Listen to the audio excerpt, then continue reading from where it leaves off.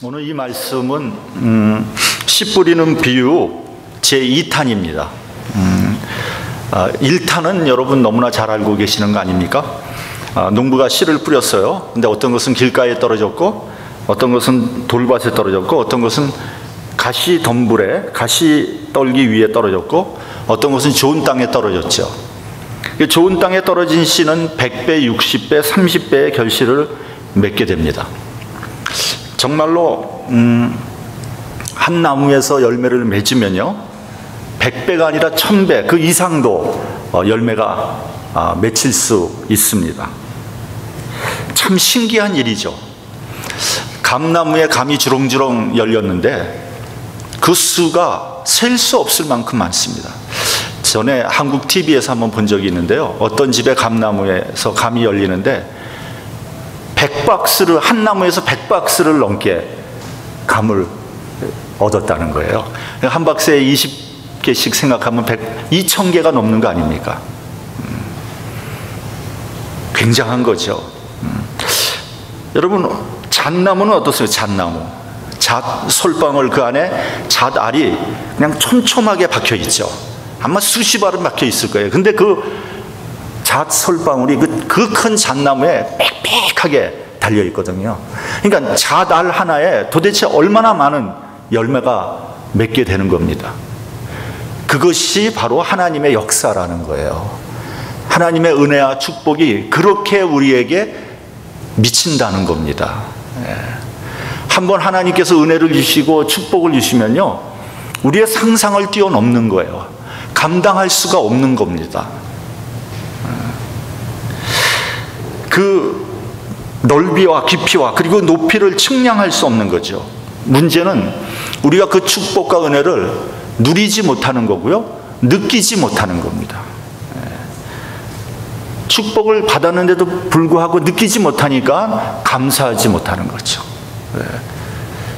만약에 그 축복을 누리며 감사한다면 그 축복은 아마 배가 될 겁니다. 오늘 본문은 두 번째 씨 뿌리는 비유입니다. 농부는 좋은 씨를 뿌렸어요. 근데 원수가 와서 가라지를 덧뿌리고 갔어요. 곡식도 자라고 가라지도 자라고 있습니다. 종들이 와서 말합니다. 주여, 우리가 좋은 씨를 심었는데 이 어디서 가라지가 온 것입니까? 우리가 저 가라지를 뽑아버릴까요? 주인이 말합니다. 가만둬라. 가라지를 뽑다가 알곡까지 뽑히게 될까 염려된다. 추수 때까지 가만두었다가 추수할 때 가라지는 거두어서 불살라버리고 곡식은 모아서 곡간에 넣을 것이다 라고 말하는 겁니다. 알곡과 가라지, 그러면 여러분들은 누가 알곡인가 누가 가라지인가 어떤 목사님은 자기와 반대하는 사람을 치기 위해서 이 설교를 하는 사람도 있더라고요. 가라지다 이거죠. 함부로 그렇게 얘기하면 안 됩니다, 여러분. 먼저 씨를 뿌린다는 것은 다분히 신앙적인 행동입니다. 저는 농사를 한 번도 지어보지 않아서 잘 모릅니다만 농부들은 상당한 믿음을 가지고 있어요. 농사라는 일 자체가 영적인 면이 있습니다. 여러분, 농부는 종자를 잘 간직합니다. 그 종자는 농부의 생명줄과도 같은 겁니다. 아무리 먹을 것이 없어도 씨종자는 먹지 않습니다. 왜냐하면 씨종자를 먹어버리면 다음 해에 농사를 지을 수 없는 거죠. 농부는 그 생명과 같은 씨종자를 아무 의심 없이 땅에다 심습니다. 그리고 흙을 덮습니다. 발로 밟습니다. 만일 종자에서 싹이 나오지 않으면 어떻게 할까? 그런 근심과 걱정은 추워도 하지 않습니다. 하나님께서 때에 따라서 햇볕을 주시고 비를 내려주실 것을 철석같이 믿고 있습니다. 풍성한 결실을 기대하면서 땅에 심습니다. 여러분, 사실 이것은 보통 믿음이 아닙니다. 심은 대로, 노력한 대로 거두게 하시는 하나님의 은혜를 믿으면서 농사를 짓는 겁니다. 결실은 은혜입니다. 또한 심판이기도 합니다. 심은 대로 거두게 될 거예요. 적게 심으면 적게 거두게 될 것이고요, 많이 심으면 많이 거두게 될 겁니다. 좋은 것을 심으면 좋은 것을 거두게 될 것이고요, 나쁜 것을 심으면 나쁜 것을 거두게 될 거예요. 콩을 심으면 콩을 수확하게 될 것이고, 팥을 심으면 팥을 수확하게 될 것입니다. 여러분, 그것이 자연의 이치고요, 도덕의 원리고요, 더 나아가서는 종교의 원리이기도 합니다. 여러분, 우리가 신앙생활을 하는데 이상한 거를 바라지 마세요. 가장 당연한 것, 가장 자연적인 것을 지키는 게 종교입니다, 여러분. 엉뚱한 거를 상상하고 엉뚱한 거를 추구하는 게 종교가 아닙니다. 여러분, 하급 종교와 상급 종교를 구별하는 기준이 뭔지 아세요? 엉뚱한 것을 추구하면 그 하급 종교예요. 예를 들면 부적을 삽니다. 그리고 그 부적으로 인해서 내가 큰 복을 받기를 원해요. 그런 엉뚱한 짓이 어디 있어요? 그 하급 종교거든요. 구슬합니다. 구슬하면 큰 복을, 아니 세상에 구슬하면 큰 복을 받는 그런 하급 종교가, 그 하급 종교거든요. 그 엉뚱한 짓이거든요. 근데 예수 믿는 사람들도 내가 기도를 많이 하면 하나님께서 복을 이만큼 주실 것이다. 여러분, 우리 기독교를 하급 종교로 만들려고 하지 마세요. 기독교는요, 가장 자연적인 거고 가장 당연한 겁니다. 왜 당연한 소리를 합니까? 당연한 것을 당연한 것으로 받아들이지 않기 때문에 당연한 소리를 하는 거예요. 많은 사람들이요, 나쁜 것을 심고 좋은 것을 얻으려고 해요. 적게 심고 많이 거두려고 합니다. 콩을 심었는데 팥나기를 기다리는 어리석고 엉뚱한 욕심을 부리고 있는 거예요. 여러분, 한번 생각해 보십시오. 얼마나 많은 사람들이 요행을 바라고 있는지 모릅니다. 혹시 여기 라러리를 사는 분 있어요? 어떤 분이 라러리를 막 사는 거예요. 그래서 아니 그거 맞지도 않는 거 왜 사느냐, 그거 맞을 기대를 가지고 한 주 한 주 버틴다는 거예요. 그런 엉뚱한 짓이 어디 있냐고요. 전에 한국에서 꽤 알려진 목사님이요, 라스베가스에서 도박을 하다가 한국으로 들어갔는데 붙잡혔어요. 그걸 누가 또 이렇게 찔른 것 같아. 붙잡혔어요. 그래서 왜 도박을 했느냐 그랬더니 교회가 재정적으로 너무 어려워서 도박을 해서 한번 왕창 벌어서 이 모든 문제를 일거에 해결하려고 그랬다는 거예요. 기도하면서 도박을 했다. 말이 되는 소리입니까? 차라리 말이나 하지 말지. 그 사람만 그렇습니까? 우리는 어떻습니까? 미국의 부동산 시장이 뜨겁게 달아올랐을 때 집 사가지고 몇 달 있으면 많은 이익을 얻잖아요. 여러분, 그거 굉장히 잘못된 일이거든요. 여러분, 땅 가지고 장난치면 안 됩니다. 그거 하나님께서 굉장히 싫어하시는 거예요. 여러분, 땅은 하나님의 거예요. 이스라엘 사람들은 원칙적으로 땅을 사고 팔 수 없습니다. 그리고 땅에 지계석을 옮길 수 없습니다. 하나님께서 허락하신 거예요. 여러분, 지금 왜 이렇게 빈부 차이가 많이 나는지 아세요? 이게 다 땅 문제예요. 땅 문제. 여러분, 진짜 돈 벌고 싶으세요? 땅 사세요. 그거는 고대서부터 지금까지 변함없는 진리예요. 근데 땅 사시는데 하나님한테 야단 직사하게 맞을 각오를 하고 땅 사세요. 그럼 돈은 벌 겁니다.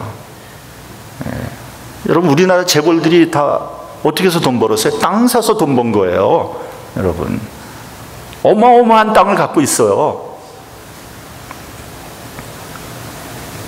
시카고에서 세탁소가 한참 잘 될 때 어떤 사람은 세탁소 열어가지고 1, 2년 바짝 해가지고 매상 올려놓고 파는 거예요. 그리고 또 세탁소 열어서 또 바짝 한 1, 2년 만에 또 팔아요. 그래서 돈을 많이 번 사람이 있다는 거예요. 여러분, 그게 정상적인 방법입니까?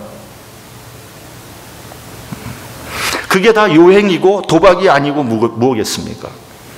제가 지난주에 LA를 갔다 왔는데 LA 집값이 장난이 아니더라고요. 그냥 뭐 거지 같은 집인데 100만 불이 넘는데요. 세상에. 시카고에 그런 집이 있으면 거들떠 보지도 않을 것 같아요. 근데 그런 것도 없어서 못 판대요. 왜 그런 겁니까, 여러분? 그럼 서민들은 어떻게 살아야 됩니까? LA는 제가 보니까 날씨도 좋고 뭐 한국 음식 정말 최고더라고, 최고. 제가 갈비탕을 우리 누님께서 사주셔서 갈비탕을 딱 한 숟갈 딱 먹는 순간 이거다. 그 깊고 진한 맛. 야, 어떻게 그런 맛을 내는지 시카고에는 찾을래야 찾을 수가 없어. 이건 날씨 좋고 먹는 거 좋은데요, 돈 많은 사람들이 살기는 좋을 것 같아요. 돈 없는 사람은 살 곳이 못 돼요. 제가 보니까. 그러니까 모든 것이 다 돈으로 이렇게 판단되는, 돈으로 결정되는 그런 도시, 환락의 도시, 비인간적인 도시다, 이런 생각을 했습니다. 남들이 뭐라고 그래도 시카고가 그래도 사람들이 순박하고 목회하기도 괜찮은 곳이다. 뭐 어떤 분은 뭐 시카고가 목회자의 무덤이다 그러는데 뭐 꼭 그런 것 같지는 않아요. LA는 뭐 엄청난 무덤인 것 같아요. 씨를 심는 것은 하나의 인내입니다. 성경은 야고보서 5장 7절에서 농부의 인내를 배우라고 했어요. 수고하고 땀을 흘리면서 노력을 해야 되고 무던히 기다려야 됩니다. 아무리 조급증을 내고 서둘러도 소용없어요. 때가 되어야지 결실이 맺히는 겁니다. 그리고 또 여기에는 생명의 신비가 있습니다. 여러분, 인간이 농사를 짓는 것 같지만 사실은 곡식을 자라게 하고 결실을 맺게 하는 분은 하나님이에요. 인간이 할 수 있는 부분이 있고요, 하나님의 영역이 따로 있습니다. 인간이 노력하면 다 할 수 있다, 그건 말도 안 되는 일입니다. 정말 중요한 것은 하나님의 역사예요. 여러분 한번 생각해 보세요. 우리가 음식을 먹으면 그 음식이 피가 되고 살이 되고 뼈가 되잖아요. 그리고 우리 온몸의 각 부분에 필요한 영양소로 변화됩니다. 우리는 그냥 음식을 먹을 뿐인데 음식이 소화되면서 나의 몸에 필요한 것으로 변화되는 것, 이게 생명의 신비가 아니고 뭐겠습니까? 그렇지 않아요? 네.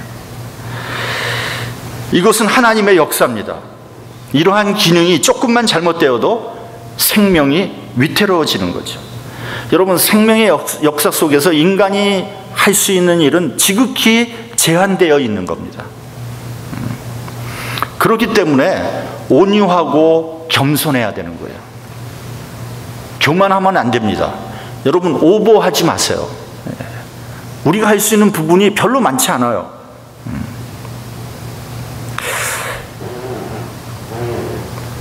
이러한 하나님의 역사를 인정하고 순종하고 감사하는 사람이 그리스도인입니다. 그런데 어떻습니까? 내가 모든 일을 다 했다고 떠들어대지 않습니까? 내가 제일이라고 교만을 떨지 않습니까? 자신을 인정해 주지 않고 자신을 높여주지 않으면 시험에 단박 들고 맙니다. 여러분, 이러한 태도는 내가 하나님보다 더 능력이 있고 내가 하나님보다 더 높다는 것, 그렇게 말하는 것이 아니고 무엇이겠습니까? 심은 대로 거둔다는 말씀은 진리입니다. 나는 여태까지 무엇을 심고 있었습니까? 그리고 지금 나는 무엇을 심고 있습니까? 혹시 악을 심고 선을 거두려고 하는 거 아닙니까? 죄를 심고 의를 거두려고 하는 거 아닙니까? 내가 죄인인데 내가 의인인 척 하는 거 아닙니까? 의인으로 대우받으려고 하는 거 아닙니까?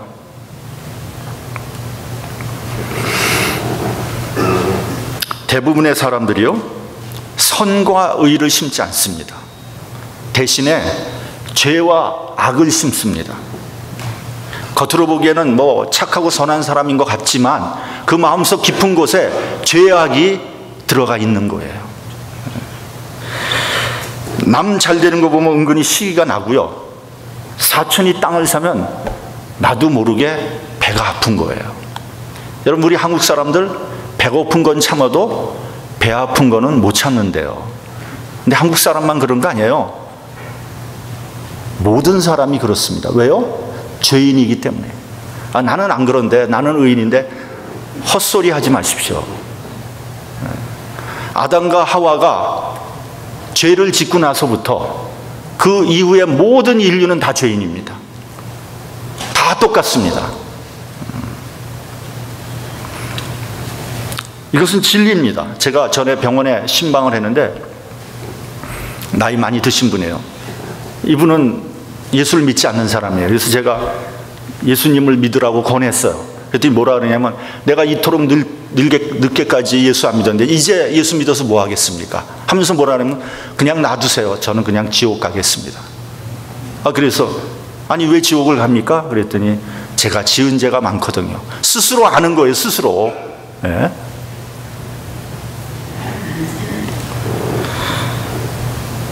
그러니까 자기 마음속에 죄인이라는 생각을 가지고 있는 거고요. 그 죄를 해결할 방법이 없는 거예요. 무슨 수로 그 죄를 해결하겠습니까? 죄를 심었으니까 죄인이라는 생각을 가질 수밖에 없고요. 그러니까 지옥에 간다고 말을 하는 거예요. 우리 본문 27절을 같이 봉독하겠습니다. 27절 시작. 집주인의 종들이 와서 말하되 주여 밭에 좋은 씨를 심지 아니하였나이까? 그러면 가라지가 어디서 생겼나이까? 자, 좋은 씨를 뿌렸는데 어느 틈에 가라지가 자라고 있었어요. 28절을 보니까 원수가 이렇게 하였다 이렇게 되어 있습니다. 여러분, 우리가 살아가는데 원수가 있다는 사실을 알아야 돼요. 창세기를 보면 하나님께서 아담과 하와를 창조하실 때 하나님의 형상으로 창조하셨어요. 여기서 하나님의 형상은 하나님의 성품이죠. 그래서 모든 사람 마음속에 하나님의 성품이 있는 거예요. 아무리 약한 사람이라도 그 사람 마음속에 죄악이 있는 거 그 외에 또 뭐가 있냐? 하나님의 성품이 또 있는 거예요. 그 안에. 아담과 하와는 뱀으로 변장한 마귀의 꾀임에 넘어가죠. 그리고 범죄하고 타락했습니다. 돌아올 수 없는 다리를 건너고 말았어요. 마귀가 몰래 가라지를 뿌린 거예요. 예수를 믿는다는 건 뭐냐면 그 죄악으로 인해서 왜곡되고 타락하고 사라져버린 하나님의 성품을 다시 찾아내어서 회복하는 것이라고 얘기할 수도 있는 겁니다. 가라지와 알곡은 비슷하다고 합니다. 그래서 겉으로 보면 잘 몰라요. 전문가들도 깜빡 속아 넘어갑니다. 가라지와 알곡은요, 잎사귀하고 줄기는 거의 똑같대요. 그런데 뿌리와 열매가 다른 거예요. 그러므로 각별히 주의를 기울여야 돼요. 마귀는 항상 광명의 천사로 위장해서 우리를 헷갈리게 만듭니다. 여러분, 가짜를 조심해야 됩니다. 여러분, 명품 핸드백만 짝퉁이 있는 게 아니에요. 가짜가 많아요. 우리 그리스도인이라고 얘기하는 사람들 중에서도 가짜가 많아요. 장로도 가짜 많고요, 목사도 가짜 많아요. 조심해야 됩니다. 때로는 가짜가 진짜보다 더 진짜 같아요. 어떤 사람이 교회를 나와서 막 열심히 헌신하는 거예요. 그리고 헌금도 많이 해. 열심을 내요. 심지어는 전도도 잘해요. 그러니까 사람들이 막 칭찬을 하는 거예요. 당신은 정말 진짜 그리스도인이다. 훌륭하다. 근데 나중에 마각을 드러내기 시작합니다. 교회 헌금에 관심을 가져요. 관심이 많아요. 그러더니 나중에는 교회 헌금을 자기의 사적인 용도로 쓰려고 하는 거예요. 나중에 교회를 뒤집어 놨어요. 알고 보니까 가짜였어요. 목사도요, 가짜 많습니다, 여러분. 제가 목사님들 모임에 가보면 저분은 목사 되지 않는 게 좋을 뻔했는데 가짜지 뭡니까? 그게 가짜지. 혹시 나 가짜 아닙니까?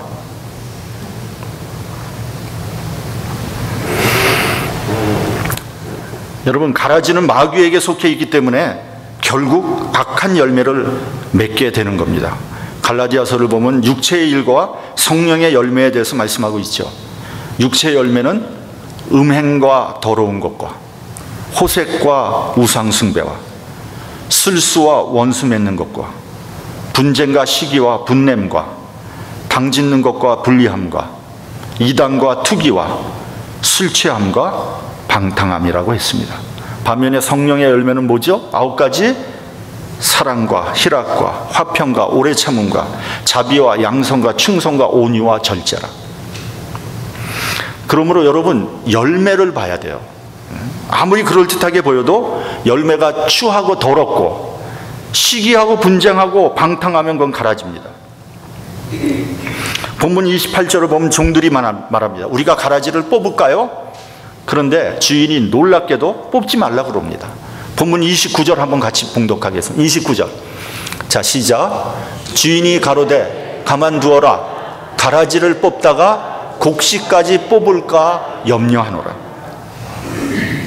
우리는 본문에서 한 3가지 정도를 생각해 볼 수 있습니다. 첫째는 가라지 뽑다가 잘못하면 알곡도 뽑히게 된다는 거예요. 우리가 이게 보면 정원에서 잡초 뽑다가 잘못하면 내가 아끼는 꽃도 확 뽑히게 되는 경우 있죠. 왜요? 뿌리가 막 엉겨 있기 때문에. 저 어느 설교집에서 읽은 글입니다. 옛날에 어떤 학교 선생님이 있었는데 이제 어느 학교에 부임을 했어요. 그래서 이제 가서 이제 그 교실에 들어갔는데 그때는 참 가난할 때였습니다. 어느 학생이 교실로 들어오는데 얼굴이 벌개져 가지고 술 냄새가 나는 거예요. 그러니까 이 선생님이 깜짝 놀라는 거죠. 저놈 봐라. 그런데 한번 다시 생각해 보니까 아마 자기 아버지 술을 한 잔 훔쳐먹고 온 모양이다. 좀 괘씸하지만 그래도 사춘기니까 저럴 수 있겠지. 그래서 넘어가자. 근데 그 다음 날도 똑같이 술 냄새를 풍기면서 들어오는 거예요. 이 선생님이 생각해 봤어요. 스스로 돌이킬 수 있도록 조금만 더 기회를 주자. 내가 한번 참자. 넘어갔어요. 그런데 이게 계속되는 거예요. 나중에 이 선생님이 폭발해 버렸어요. 도저히 참을 수 없어요. 그래서 내가 오늘 이놈의 버릇을 분명하게 고쳐주겠다. 그래가지고 수업 시작하기 전에 너 이 녀석 이리 나와. 그래서 아니 술을 처먹었으면 집에서 잠이나 자지 학교에 나와? 너 선생님을 이렇게 무시해도 되는 거야? 엎드려 뻗쳐. 한번 몽둥이 맛을 한번 봐요. 그냥 사정없이 때린 거예요. 그 몽둥이 찜질을 하고 난 다음에 이렇게 세우면서 물어봤어. 너 왜 술 먹었니? 그 연인이야 알자. 그랬더니 이 학생이 울면서 뭐라 그러냐면, 선생님 저희 집에 먹을 것이 없어서 동네 양조장에 가서 술찌꺼기를 먹고 온 것입니다. 옛날에 그런 시절이 있었지 않습니까? 선생님 맥이 탁 풀리면서 얼마나 미안했는지 쥐구멍에도 찾아 들어가고 싶었습니다. 선생님은 학생을 끌어안고 울면서 나를 용서해 달라고 회개했다는 거예요. 여러분, 우리는 종종 섣부른 판단을 내릴 때가 있어요. 저 사람은 틀림없이 나쁜 사람이야. 저 사람은 가라지가 틀림없어. 여러분, 확신할 수 있습니까? 그 사람의 입장에서 생각해 보았습니까? 혹시 편견이나 선입견을 가지고 보는 것은 아닙니까? 함부로 남을 판단해서는 안 됩니다. 여러분, 심판은요, 하나님의 몫이라는 것을 인정해야 돼요. 두 번째입니다. 악이 존재한다는 거예요. 우리는 종종 악이 왜 존재하느냐고 질문합니다. 하나님, 왜 악을 허락하신 겁니까? 왜 마귀가 가라지를 뿌리도록 놔두신 겁니까? 왜 좋은 일을 하려고 하는데 악한 자들이 끼어듭니까? 근데 여러분, 아이러니컬하게도 선한 일일수록 마귀가 끼어들어 회방을 하는 거예요. 마귀는요, 교회에서 더 난리를 치는 겁니다. 그러므로 여러분, 교회에서 이상한 일이 일어난다고 해도 시험 들지 마세요. 왜냐하면 교회이기 때문에 마귀가 더 설쳐되는 겁니다. 마귀는 우는 사자와 같이 두루다니며 삼킬 자를 찾고 있는 겁니다. 여러분, 악이 존재하는 것이 문제가 아니라 우리가 악에 굴복하고 악에게 패배하는 게 문제죠. 여러분, 구약 성경을 보면 바로도 나의 종이며 느부갓네살도 나의 종이라고 했어요. 하나님께서 악하게 쓰느냐 선하게 쓰느냐의 차이입니다. 근데 우리가 잘못 생각하면요, 하나님과 마귀를 이원론적으로 보게 될 수 있어요. 마치 하나님과 마귀가 서로 싸우는 것처럼. 그게 아니고요, 마귀는 하나님의 그 피조물이에요. 피조물. 근데 하나님에게 대해서 반항한 거죠. 반역을 한 겁니다. 하나님은 마귀를 이미 심판했어요. 다만 형벌을 받을 때까지 일정한 범위 내에서 놔두는 겁니다. 예를 들면 사형 선고를 받았는데 사형 집행할 때까지 기간이 있는 거가 똑같은 거예요. 여러분, 마귀가 악을 저지를수록 더욱 하나님의 의가 드러나게 되는 겁니다. 마귀의 괴계가 실패함으로 하나님께 더 큰 영광이 되는 거예요. 더 나아가서 가라지가 있기 때문에 알곡이 더 소중한 것 아니겠습니까? 근데 여러분, 여기에서 우리가 정말 조심해야 될 게 있습니다. 뭐냐 하면요, 우리가 죄와 싸우면서 죄 짓지 말아야 돼요. 무슨 말이냐 하면요, 우리가 아까 싸우다가 우리가 더 악해지는 경우가 있어요. 그러니까 상대방이 악하게 나오니까 나도 악에 받쳐가지고 그 악에 대해서 나는 더 악하게 나간단 말이죠. 그런 경우들이 우리 주변에 너무 많아요. 교회에서 그런 일이 일어나요. 예를 들면 교회에서 두 패로 나뉘어서 싸웁니다. 근데 객관적으로 한쪽이 잘못했어요. 근데 다른 쪽은, 그러면 다른 쪽이 뭐라 그러면 하나님의 정의를 세운다고 맞붙어서 싸워가지고 이전투를 하는 거예요. 그래가지고 교회는 망가지고요, 성도들은 상처를 받고 세상 사람들의 손가락질을 받게 되는 거예요. 그러면 결과는 어떻게 된 겁니까? 누가 이익을 본 겁니까 도대체?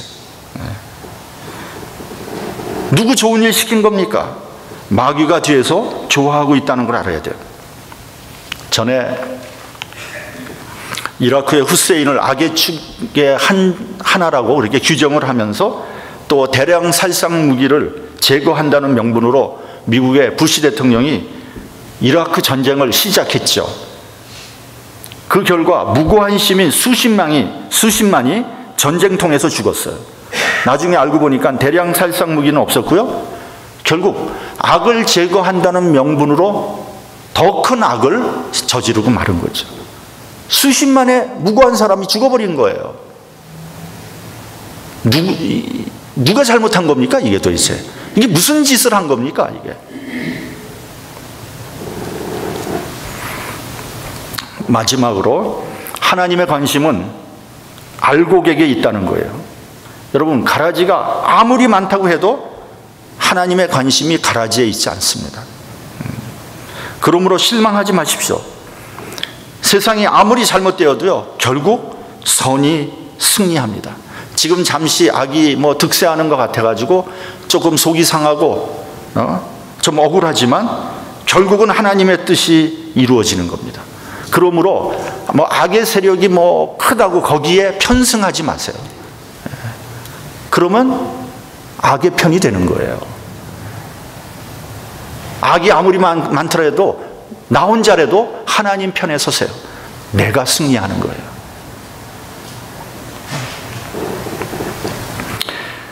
여러분, 소돔과 고모라를 보십시오.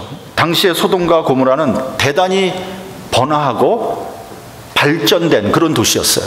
얼마나 많은 사람이 살았는지 모르지만 상당히 많은 사람이 아마 살았을 거예요. 그런데 그 도시를 하나님께서 멸망시키기로 결정했죠. 그러니까 아브라함이 하나님께 호소합니다. 만약에 의인이 50명이 있으면 이 도시 멸망시키겠습니까? 그런데 의인 50명이 없죠. 숫자가 내려갑니다. 40명, 30명, 20명, 10명. 의인이 10명이 있으면 어떻게 하시겠습니까? 그러니까 하나님께서 의인 10명만 있어도 멸망시키지 않겠다. 왜요? 의인 10명 때문에. 알곡 10명 때문에 멸망되지 않는 거예요. 근데 그것도 없었던 거죠. 하나님의 관심은 의인에게 있는 겁니다.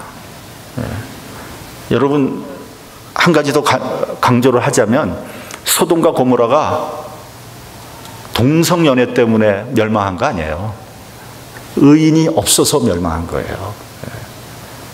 동성연애자는 그 옛날에서부터 지금까지 항상 있는 거예요. 하나님은 거기에 관심 있지 않아요.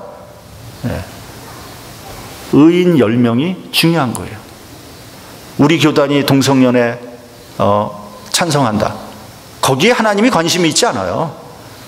교단 내에 10명의 의인이 있으면 교단은 결국은 하나님의 교단으로 바뀔 거예요. 우리가 그 10명의 알곡에 들어가야 되지 않겠습니까? 사랑하는 성도 여러분, 우리는 알곡이 되어야 됩니다. 겉으로 보면 잘 몰라요. 그러나 그 뿌리와 열매를 보면 알 수 있습니다. 나의 삶의 뿌리는 어디에 있습니까? 지금도 나를 움직이게 하는 동의는 어디에 있습니까? 세상적인 것입니까? 내 욕심입니까? 아니면 하나님의 말씀입니까? 또한 나의 신앙적인 열매는 무엇입니까? 여태까지 내가 신앙생활하면서 나의 열매는 뭡니까? 어떤 하나님의 성령의 열매가 맺혔습니까? 혹시 갈라치는 은사를 받은 건 아닙니까?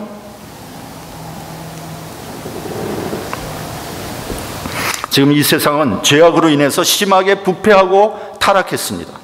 불의와 부정이 판을 치고 있어요. 온통 가라지가 난무를 합니다. 근데 걱정하지 마세요. 왜요? 의인 10명만 있으면 돼요. 하나님의 관심은 알곡에 있는 겁니다. 여러분, 이 세상이 그럼에도 불구하고 멸망하지 않고 유지되고 있는 것은 얼마 되지 않는 알곡 때문이에요. 하나님께서 그 나중에 그 남은 자, 그 알곡을 들어서 하나님의 놀라운 역사에 쓰실 거예요.